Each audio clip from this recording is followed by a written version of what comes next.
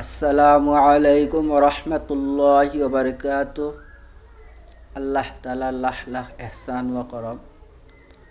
আজি পবিত্ৰ ৰমজান শৰীফৰ আখৰি 10 দিনৰ এতেকাফৰ ফজিলতৰ বিষয় মই আপোনালোকৰ সন্মুখত দুই এষাৰ ৰাখিম।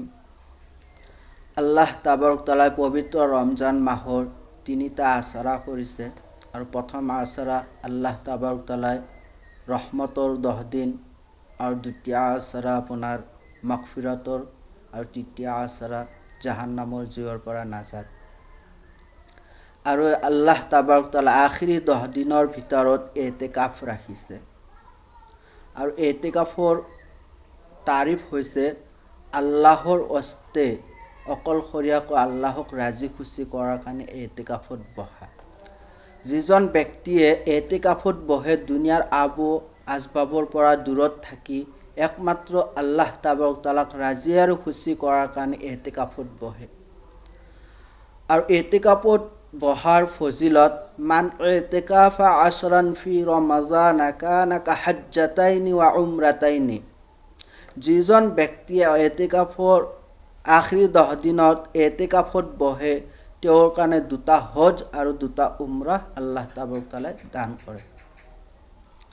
আৰু যিজন ব্যক্তিয়ে এদিন এতেকাফ কৰিলে এক খণ্ডক আৰু 3 খণ্ডক, যি এটা খণ্ডকৰ পাৰ্থক্য হৈছে আসমান আৰু জমিন।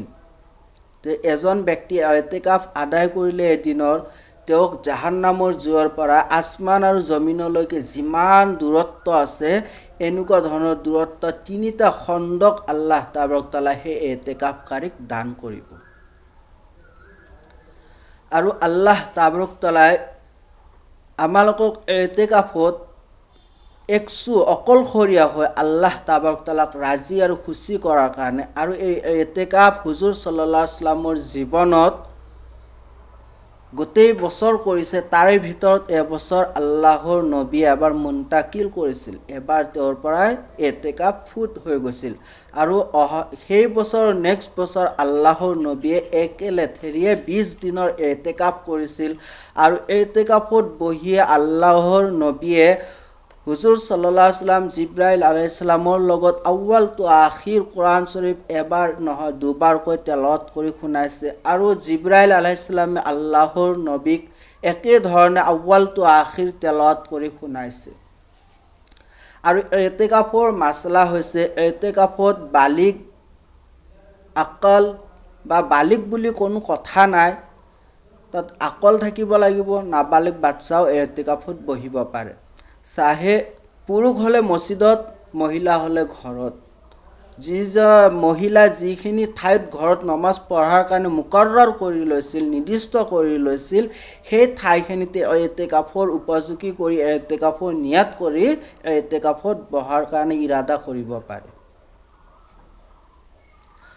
আৰু এতেকাফত বহাৰ কাৰণে এতেকাফত আল্লাহ তাবাৰক তাআলাই শৰীয়ত মুতাবিক আমালোকৰ মাজত হুজুৰ সাল্লাল্লাহু আলাইহি ওয়াসাল্লামৰ জৰিয়তে আনিছে।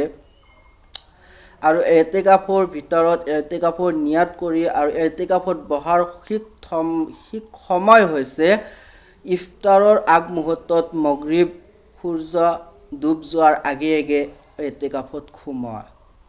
আৰু এতেকাফত সোমাই আমালোকৰ যিসকল বালিগ আছে বেফজুল এতেকাফৰ পৰা গোসল কৰাৰ কাৰণে বাহিৰত ওলোৱাটো মুনাসিব নহয়। যদি পাৰে ফৰজ গোসল হ'লে গোসলৰ কাৰণে ওলাই আহে। আৰু যদি মছজিদত কোনো সুবিধা নাই অজুৰ কাৰণে তেওঁ অকণমান দূৰত যাব লাগে, মছজিদৰ বাউণ্ডাৰীতে, তেওঁ মছজিদৰ বাউণ্ডাৰীৰ ভিতৰতে অজু কৰক। বা শৌচ পেচাবৰ কাৰণে যদি মছজিদত কোনো সুবিধা নাথাকে তেওঁ নিৰ্দিষ্ট কোনো ঘৰত শৌচ পেচাবৰ কাৰণে শৌচ কৰিবও যাব পাৰিব আৰু সেই ঠাইত যাব পাৰিব। আৰু যদি এনেকুৱা মছজিদত কোনোবা এতেকাফ কৰিছে যি এতেকাফ মছজিদত জুম্মা আদায় নকৰে, সেইজন এতেকাফ ব্যক্তিয়ে আন জুম্মাৰ নামাজ পঢ়িবৰ কাৰণে আন জুম্মাৰ মছজিদত যোৱাৰ কাৰণে তেওঁ যাব পাৰিব আৰু তাত নামাজ আদায় কৰি আকৌ নিজৰ আগৰ ঠাইত আহি উপস্থিত হ'ব লাগিব। তে আল্লাহ তাবাৰক তাআলা আমালোকৰ এতেকাফৰ ফজিলত আমালোকক যিজন ব্যক্তিয়ে এতেকাফ কৰিব তেওঁৰ কাৰণে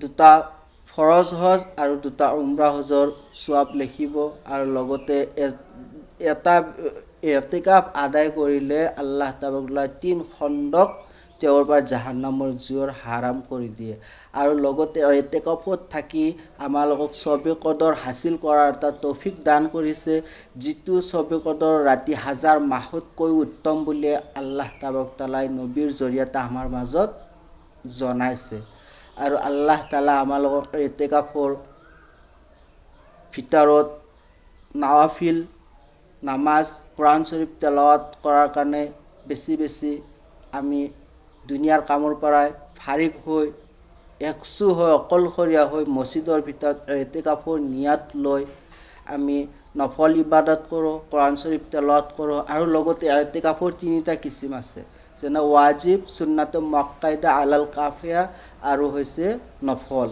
নফল এটা ওয়াজিব হৈছে আপোনাৰ কোনোবা ইৰাদা কৰিছে নিয়ত কৰিছে মান্নাত মানিছে যে মোৰ অমুক কামটো হলে মই 3 দিনৰ ইতিকাফ কৰিম এই ইতিকাফটো হৈছে মান্নাত ওয়াজিব আৰু ইতিকাফে সুন্নাত মুআক্কাদা আলাল কাফিয়া হৈছে আপোনাৰ যিটো ইতিকাফ মহল্লাৰ মছজিদৰ যিকোনো এজন ব্যক্তি আদায় কৰিলে বাকি মহল্লাৰ মানুহৰ জিম্মা বৰি হৈ যায় এই জিম্মাৰ পৰাই বাচি যায় আৰু এই সওয়াব আদায় কৰে আৰু নফল ইতিকাফ কোনোবা 1 ঘণ্টা 1.5 ঘণ্টাৰ কাৰণেও নিয়ত কৰি ইতিকাফ কৰিব পাৰে তা আল্লাহ তাআলা আমালোক ইতিকাফৰ পুৰাপুৰি সওয়াব হাসিল কৰাৰ কাৰণে তৌফিক দান কৰক আৰু আল্লাহ তাআলা আমালোক ইতিকাফত থাকি সবে কদৰ ৰাতি বিচাৰি লোৱাৰ কাৰণে তৌফিক দান কৰক ওয়া আখিৰা দাৱানা আলহামদুলিল্লাহি ৰাব্বিল আলামিন।